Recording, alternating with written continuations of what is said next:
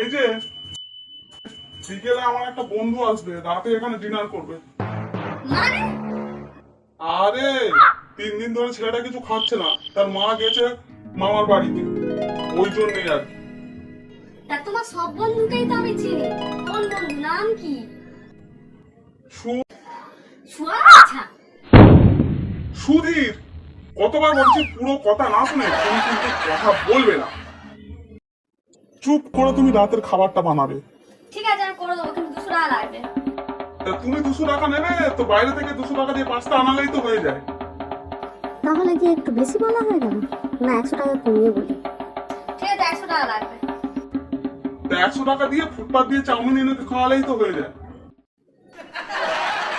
সব যদি তুমি কিনে এনেই খাও, তাহলে আমার করার দরকারটা কি বা? দাও, কিনে এনে খাও, যাও, আমি করতে পারবো না।